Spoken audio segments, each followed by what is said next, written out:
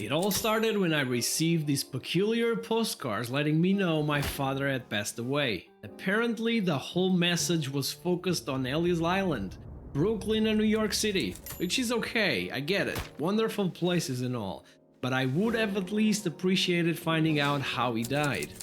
Life pro tip to you: if by any chance you're writing a postcard informing someone's father has died, please do add a little bit more detail. Thank you.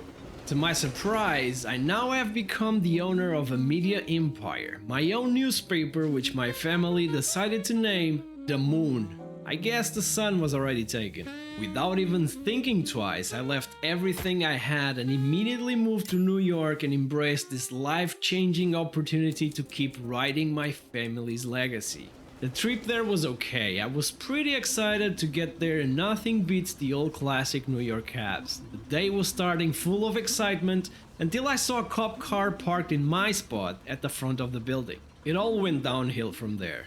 Upon closer inspection of what my inheritance looked like, my so-called media empire was nothing more than an apartment with wrecked equipment and a soon-to-be retired assistant. Time to roll up our sleeves and turn this thing around like we're Robert Murdoch. And this is News Tower, a tycoon indie game where you manage your own newspaper in 1930s New York.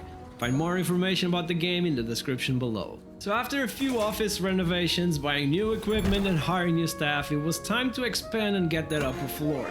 We could finally get a proper printing machine, which in turn would turn the daily work of our staff a living nightmare because of the noise. Thankfully, during the 1930s, the only entities overseeing work conditions were actually the mafia, so we couldn't care less.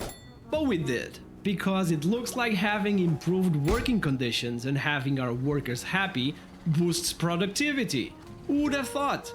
That's when we also allocated some budget for mirrors, wallpaper, clocks, acoustic panels, fans, and get this, even one toilet. I know, right? #1 place to work award incoming. We had to start small. Only one single page printed, which always could hold 3 different articles, and to get these we leaned into our reporters.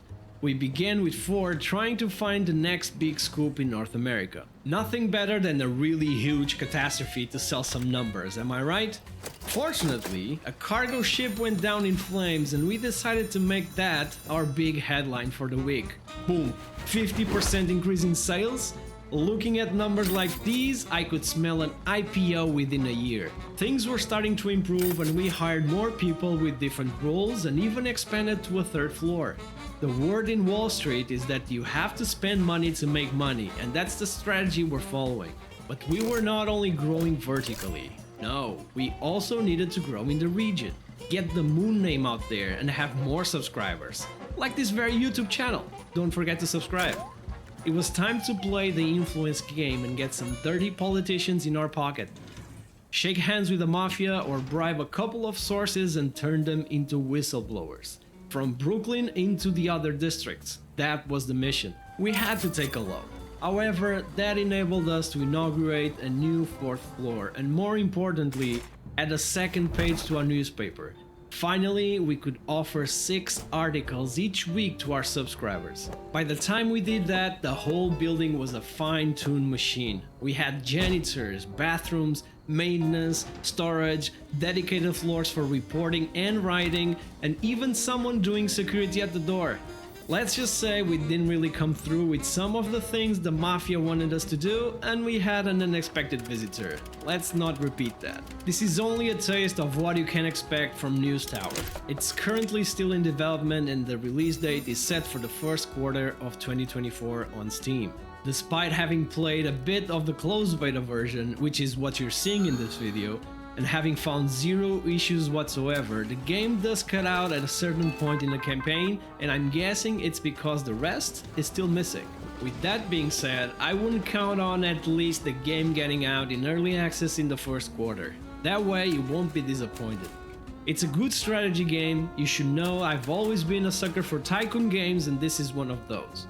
I must say the music is unbelievably good, a sort of smooth, jazzy background music with great sound effects to go with. You can manage your staff with ease, which I appreciate because to me the part of these games I like more is the actual tycoon of it all, making money and growing.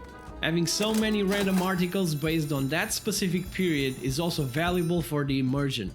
Every week the game sort of shows you what is happening in the world, and more specifically in the US, and you'll recognize big news and political changes. As for the difficulty, we're kind of competing with ourselves because there aren't any opposing media or other newspapers.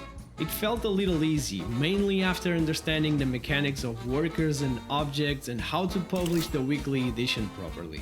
Nevertheless, for those looking into a more casual experience, which should be the target audience for this game in my personal opinion, so far I would 100% recommend it. Final question for those who managed to watch until this point. What would you name your 1930s New York newspaper? Let me know in the comments if you got to this part. That's it for my impressions on this up-and-coming strategy game called News Tower. Thanks for watching, have a great day, and I'll see you on the next one. Bye bye.